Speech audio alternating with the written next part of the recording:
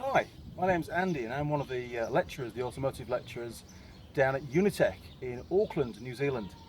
And today I'm doing an on-site installation on a little Nissan Note.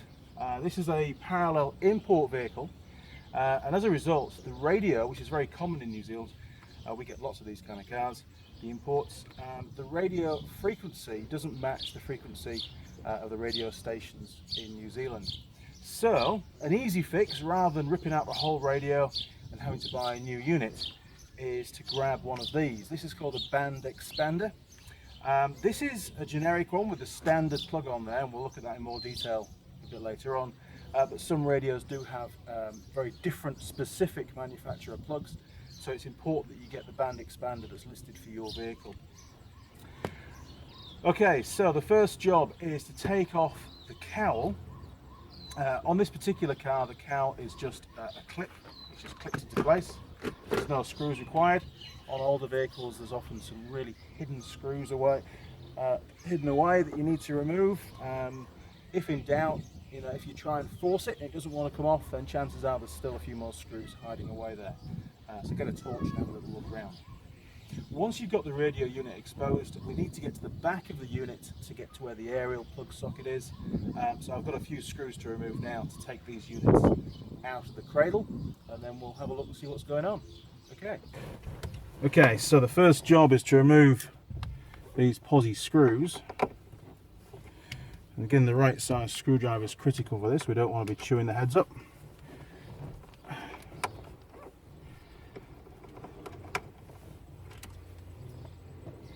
It's a good place to try and find somewhere you don't want to lose all the screws.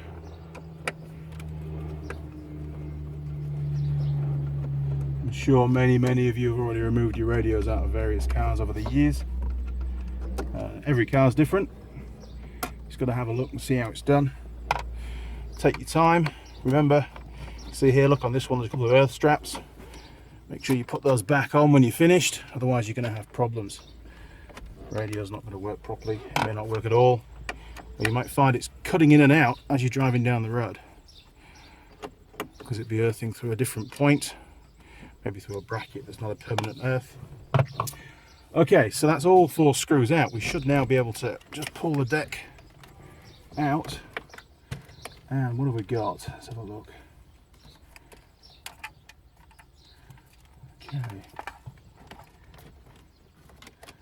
Right, it looks different again, unfortunately. We've got very strange aerial.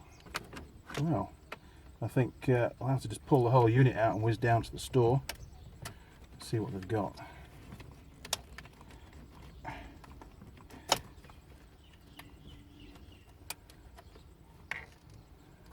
Great fun. There we go. Okay, so as you can see on the back of the radio's the bottom unit there, look. You see that okay? There we go. We've got a number of sockets, and nothing here is obviously the aerial. All I can think is it's possibly that one there. But it's again by no means a standard unit, so we'll have to pop down to the local store and see if they've got in stock what we need. Okay, to be continued. I'm back! Okay, so it turns out, now it's started to rain on us, it turns out that is in fact the aerial socket, and what we need to do on this particular radio is first of all get one of these, which is an adapter that runs from that horrible nasty plug to a standard aerial socket. The blue wire is the trigger wire for the electric aerial, and I'm not sure if we need to worry about that just yet. We'll find that out shortly.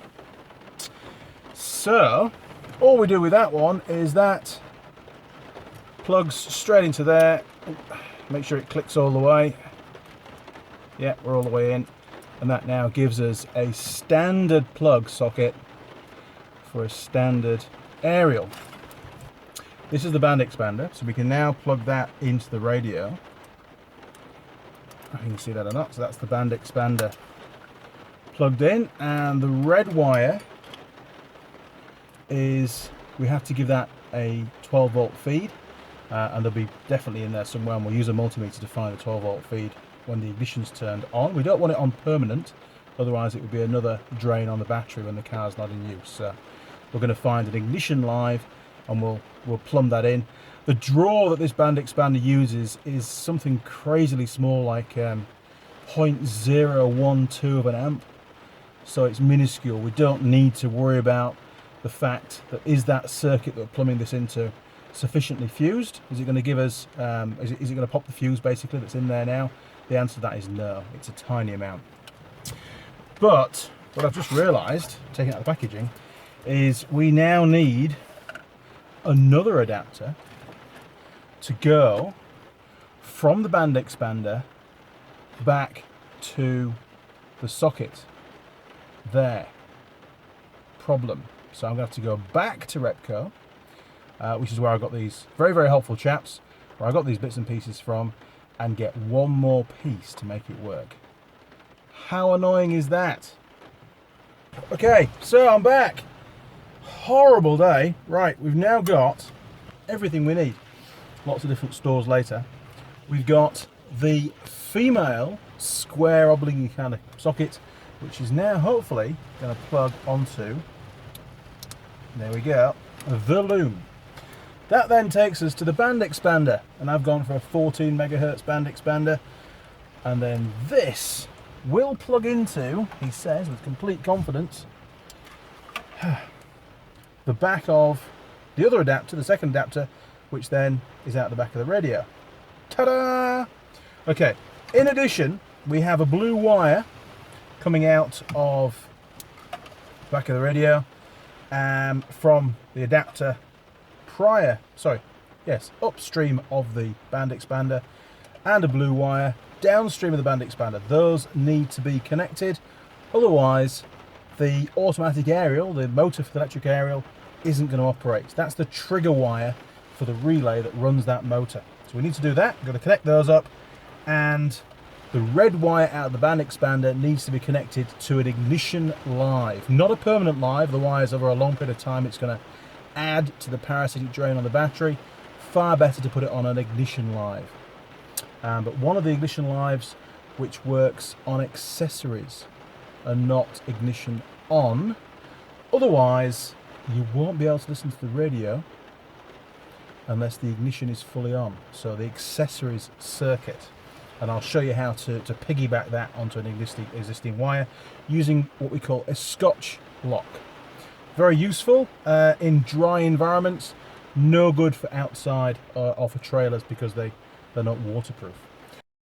Okay, so all we need to do now, I think I can connect all those wires up with the radio in situ, is to plug everything back in, which, oh, that's that one. Always good to remember where they all go. That one in there, easy one. Now then, what else have we got? That didn't go anywhere, that didn't go anywhere. That one, I'm sure we had another one. I don't forget any of them. Ah, here we go, okay. That's the one we need. Okay, that goes in there. And I think that's everything. We didn't have a plug in that one. Okay, so pretty standard kit. Wire strippers, we'll need those. Side cutters. A pair of bulldog pliers, bullnose pliers. Crimp terminal connector, and as regards crimp terminals, that is your Scotch lock. Really, really useful. And if we just open it out, basically it allows us to tap into an existing wire without cutting it and to take a feed from it. And that's what we're going to be using for that red positive feed. Very neat and simple. Just bear in mind though that this connection bar here, this buzz bar, does become live, so you need to make sure you put the cap over the top, otherwise you might get a short circuit. And then for the two blue wires, to join those together, I'm just going to use a couple of crimp terminals. Real simple. Do the blue one first, easy. Very simple. We'll just strip that back. That's one. Tell you what, we'll go a bit deeper because it's only quite small, thin wire. And then we can double it over. There we go. We can double it over to give it some more thickness. Real simple. Okay. So on this one, we'll put the male. And your crimp connector, you've got 3 different positions, red, blue, yellow. It's an old one, they've faded. Just pop it on there, give it a squish, and she's all done. Now for the one on the radio, pre-cut for us, slightly bigger section that one, so that's good. Better wire actually, better quality wire. And we'll use an insulated one, so there's no chance of any shorting out. Now we're on a blue terminal this time because it's slightly thicker wire, and we'll just pop that on there. Make sure it's all the way in. Give it a squish. There we go. And now that should work just fine. Okay, so ignition accessories is on. Oh, everything's starting up.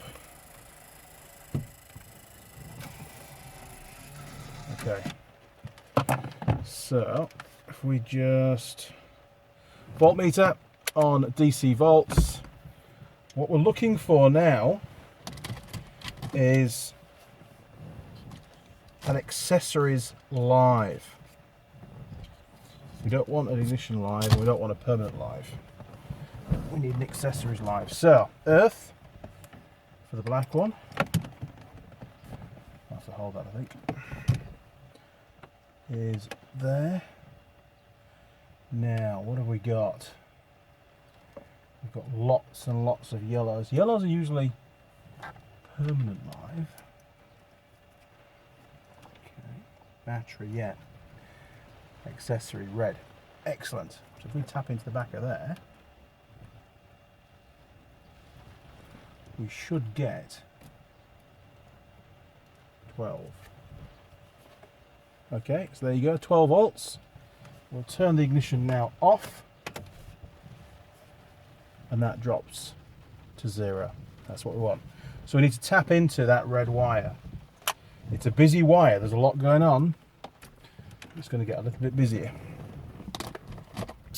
Okay, so I'll just pop that down there out of the way. That's where it's going to have to live. Try and put it somewhere, ideally zip tight in place. And that's probably the best place for it. So because we're using a Scotch lock, we don't want that end on there. Get rid of that. And we can probably tap in just down here out of the way so we're not causing any problems. Now, if you look on the Scotch lock, you've got one end that's blank. So this one here is for the existing wire, and that's for the new one. And you need to make sure that you push the new one through all the way. There we go. So we can pinch it into there if you want. So that goes into there.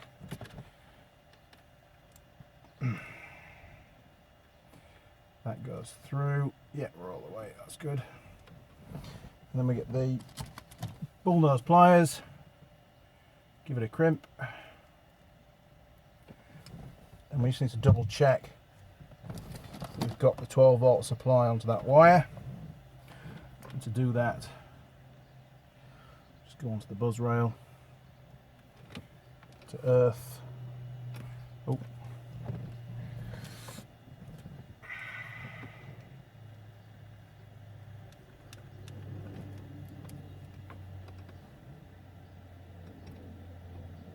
Yep, 12 volts, perfect. And we'll bolt it all back together. So that's all the wiring done. We've connected the wire for the antenna to power the antenna. And we've also given the band expander a 12 volt feed using the Scotch lock. Real neat and tidy way of doing that. So I'm just going to put it all back together, bolt the radio in, and we should be fine. So if we put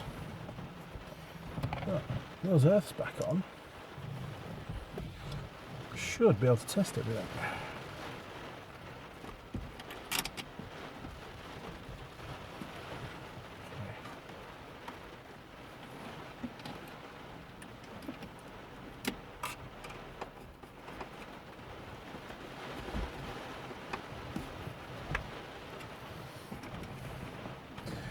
Always make sure they're good and tight.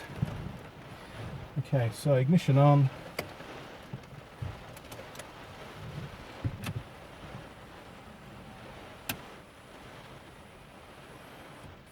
CD player fire up.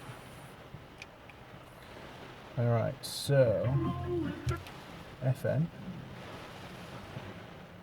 Now tune. Seek. Alright, so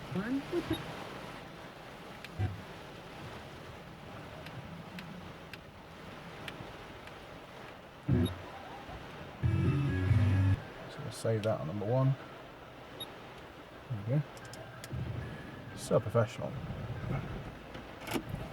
So yeah, fitting band expanders to cars in New Zealand is a really common thing. If you want to be able to use the radio to listen to anything half decent. I'll just turn that off again so we can put the cover back on. That should get rid of the screen. Yeah, there we go.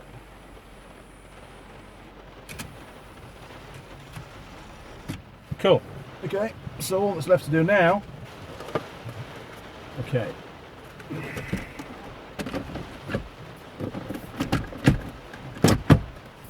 There we go. Look at that. Neat and tidy. Ignition back on, one last check.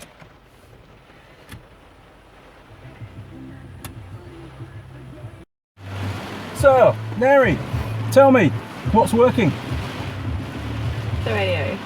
The radio's working. You're amazing. Thank you so much. That's alright. And how annoying was it for your radio not to work? Incredibly. And how many months or years have you been putting up with this? For about 18 months. 18 months. 18 long, No radio. torturous months. Nothing worth listening to. It's terrible, isn't it? It is. Travesty. And the job actually took about 10 minutes once I had all the right parts. You're amazing. Sacrilege, wasn't it? So there you go. Thank you You so can much. listen to tunes on all your many, many hours of driving now. Yay. Good job. Okay, so my name's Andy Young. That's the end of this short video. Let's turn that down. Of how to fit a frequency band expander to a radio so that it can receive radio frequencies in a different country to where the radio was originally designed to work. So hopefully this video will have helped you to get your radio working properly in your Japanese import car. If you have any questions, just leave post a question at the bottom of the video, and I'll do my very best to help you to succeed in your quest of getting your radio to receive tunes. Okay, so thank you very much for watching. Hope that was helpful. Over and out.